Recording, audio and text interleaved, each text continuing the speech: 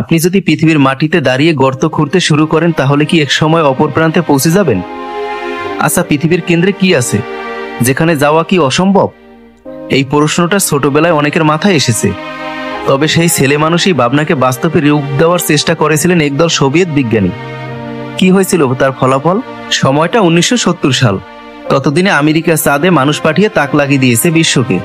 তখন কিছু সোভিয়েত বিজ্ঞানী ভাবলো ওরা আসমান জয় করেছে, আমরা পাতাল জয় করব। পৃথিবীর কেন্দ্রে কি আছে সেটাও জানা দরকার। প্রশ্নের উত্তর খুঁজতেই শুরু করলেন এক অদ্ভুত অভিজ্ঞতা।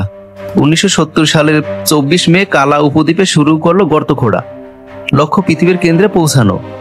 এই গর্তের নাম দেওয়া হলো কোলা সুপার ডিপ বোরহোল। ভূগর্ভ 3টি ভাগে বিভক্ত। একদম উপরের অংশকে বলে ক্রাস্ট, এরপরে ম্যান্টেল, তারপর কোর। সোভিয়েত বিজ্ঞানীদের প্ল্যান ছিল যতদূর গর্ত খুঁড়ে যাওয়া যায় ততদূরই যাবেন, এরপর যা হয় হবে। অনুমান নির্ভর তাত্ত্বিক আলাপ থেকে বের হয়ে নিজ চোখে দেখবেন সবকিছু। কাজকর্ম ও পরিকল্পনা মাফিক আনা হলো তেল গ্যাস উত্তোলনের জন্য ব্যবহৃত ড্রিল রিউরাল ম্যাসফাই খননের। শুরুতে গর্তের ব্যাস ছিল 9 ইঞ্চি।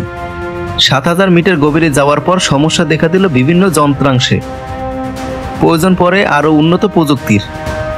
ইউরাল ম্যাসফাই এর পরিবর্তে ইউরাল ম্যাস 15 তথা ব্যবহার করে খনন কাজ চালানো হয়।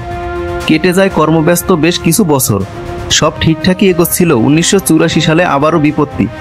প্রচণ্ড তাপমাত্রা ও চাপে ড্রিল স্ট্রিং পাইপ সহ ভেঙে কূপের ভিতরে আটকে যায়। তবুও থামেনি গর্ত খোঁড়ার কাজ। ড্রিলিং রিগ তখনও সচল থাকায় আরেক শাখা দিয়ে কাজ চালিয়ে যান তারা। 1989 সাল পর্যন্ত 12,262 মিটার পর্যন্ত খুঁড়তে পেরেছিলেন। 12 কিলোমিটার এর বেশি গভীরে যাওয়ার পর বাড়তে থাকে সমস্যা। বিজ্ঞানীরা ভেবেছিলেন প্রতি কিলোমিটারে 11 ডিগ্রি সেলসিয়াসের বেশি তাপমাত্রা বাড়বে না। দেখা গেল তাদের অনুমান ভুল। তাপমাত্রা 24 ডিগ্রি সেলসিয়াস করে বাড়তে থাকে 12 কিলোমিটার গভীরে নামার পর, যা পৌঁছায় 220 ডিগ্রি সেলসিয়াসে। এক সময় গলে যেতে থাকে ড্রিল বিট। একে তো জটিল কারিগরি চ্যালেঞ্জ, তার উপর সোভিয়েত ইউনিয়নের পতন। 1992 সালে বন্ধ করে দেওয়া হয় খনন কাজ। 2008 সালে সম্পূর্ণ সিলগালা করে দেওয়া হয় বোরহোলটি। এত বড় এক্সপেরিমেন্ট বৃথা গেছে এমন নয়। তারা এমন স্থানে পানির অস্তিত্ব খুঁজে পেয়েছেন যেখানে পানি থাকা প্রায় অসম্ভব। তবে সেই পানি ভূপৃষ্ঠ থেকে চুইয়ে আসেনি। পাথরের মধ্যে তৈরি হয়েছিল অভিনব এক রাসায়নিক বিক্রিয়ার। তারা এমন কিছু ব্যাকটেরিয়ার সন্ধান পান যেগুলো প্রায় 2 মিলিয়ন বছর আগে সেখানে ছিল। এই ব্যাকটেরিয়াগুলো এত উচ্চ তাপমাত্রা ও চাপে কিভাবে বেঁচেছিল তা এখনো রহস্য। বিজ্ঞানীরা গভীরে স্বর্ণের সন্ধান পেয়েছিলেন, যদিও এত গভীর থেকে স্বর্ণ উত্তোলন প্রায় অসম্ভব। এছাড়া পাওয়া যায় বিশাল ঘনত্বের মিথেন গ্যাস। এই প্রকল্পের সাথে 1 এপ্রিল থেকে গুজবও ছড়িয়ে পড়ে। কিছু মানুষ দাবি করেন এই গর্তে মাইক্রোফোন নামানো হয়েছিল, যা থেকে ভয়ঙ্কর চিৎকারের শব্দ রেকর্ড হয়েছিল। আর এটা নাকি নরকের শব্দ, একে বলা হয় ওয়েল টু হেলথ। যদিও বিজ্ঞানীরা বলেছে এর কোনো ভিত্তি নেই। বোরহলে কোনো মাইক্রোফোনও নামানো হয়নি, যদিও কিছু বিস্ফোরণের শব্দের মতো তারা শুনেছেন।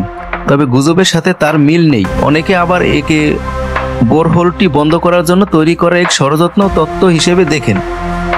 পৃথিবীর সবচেয়ে গভীর খাত হচ্ছে ফিলিপাইনের কাছে মারিয়ানা ট্রেন্সের চ্যালেঞ্জার দ্বীপ, যার গভীরতা প্রায় 11,000 মিটার। রসায়নদের তৈরি এই কোলা সুপার ডিপ বোরহোল তার থেকেও বেশি গভীরে পৌঁছে গিয়েছিল। তবে মানুষের লক্ষ্য ছিল পৃথিবীর কেন্দ্রে পৌঁছানো। ভূপৃষ্ঠ থেকে পৃথিবীর কেন্দ্রের দূরত্ব 6,370 কিলোমিটার। এতেই বোঝা যায় কোলা সুপার ডিপ বোরহোল বিশাল অগ্রগতি মনে হলেও আসলে তা যেন সাগর তীরে বসে বালু নাড়াচাড়া করার মতো। এরপর আরো কয়েকবার পাতাল অভিযান চেষ্টা করা হলেও এখনো পর্যন্ত এর থেকে বেশি গভীরে যেতে পারেনি কেউই। গোলাপ প্রকল্প যদিও থেমে গেছে, কিন্তু তার রেখে যাওয়ার তথ্য আমাদের বুঝিয়ে দিয়েছে আমরা নিজেদের গ্রহ নিয়ে কতটা কম জানি। বন্ধুরা, ভিডিওটি ভালো লাগলে দয়া করে চ্যানেলটি সাবস্ক্রাইব করুন।